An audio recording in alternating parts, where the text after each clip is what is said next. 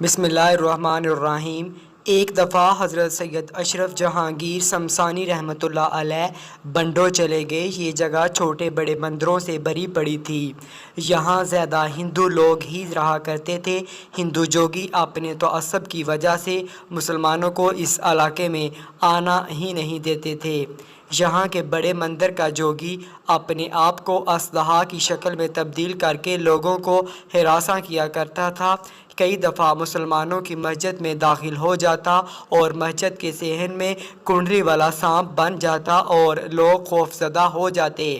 آپ رحمۃ اللہ علیہ جب بنڈو پہنچے تو ان کو ہندو جوگیوں کی کارستانیوں سے مطلع کیا گیا۔ آپ کو بھی مندروں کے علاقے میں جانے سے لوگوں نے منع کیا، مگر آپ رحمۃ اللہ علیہ نے فرمایا، اب تو میں اپنا قیام بھی بڑے مندر میں ہی رکھوں گا۔ یہ کہہ کر بڑے مندر کی طرف گئے۔ مندر کے اندر پہنچے تو آپ رحمۃ اللہ علیہ نے بہت سے جوگیوں کو بیٹھا دیکھ کر فرمایا، تمہارا وہ جوگی کہاں ہے جو اپنے آپ کو اژدہائی شکل میں تبدیل کر لیتا ہے؟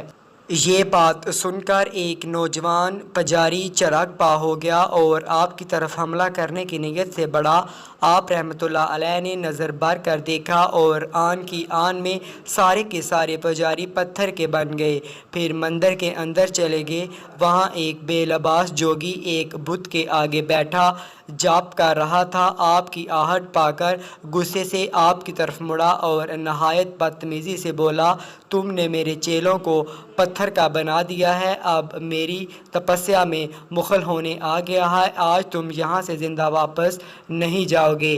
آپ رحمۃ اللہ علیہ مسکرائے اور فرمایا، تم ایک باکمال پنڈت ہو مگر ابھی نامکمل ہو۔ یہ بات آپ کے منہ سے نکلی ہی تھی کہ پنڈت نے چمگادڑ کی طرح مندر کے ستونوں کے درمیان اڑنا شروع کر دیا۔ آپ نے مسکرا کر فرمایا، تم اژدہا کے ساتھ ساتھ چمگادڑ کا روپ بھی بدل لیتے ہو۔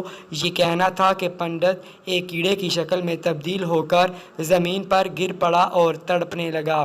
اب آپ رحمۃ اللہ علیہ کو اس پر ترس آنے لگ گیا۔ آپ نے اس کو سیدھا کیا اور وہ اس طرح اپنی اصلی شکل میں واپس آ گیا، مگر اس کی تڑپ دیدنی تھی۔ وہ فوراً آپ کے قدموں میں گر گیا اور آپ کے ہاتھ پر مسلمان ہوا۔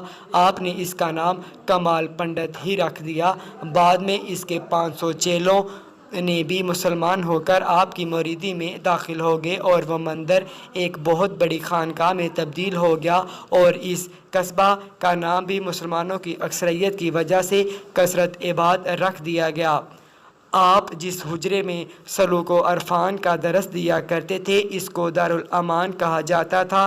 یہاں بڑے علماء اور مشائخ حضرات تشریف لاتے اور علم کے چشمہ صافی سے شکم سیر ہوتے۔ آپ رحمۃ اللہ علیہ کو اللہ تعالیٰ نے وہ اعلیٰ مرتبہ فرمایا تھا کہ بڑے بڑے ولی آپ کی خدمت میں رہنا فخر سمجھا کرتے تھے۔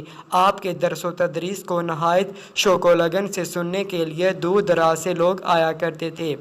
آپ نے لوگوں کی بھلائی اور افلاح کے لیے بہت سی خدمات سر انجام دی جو ناقابل فراموش ہیں۔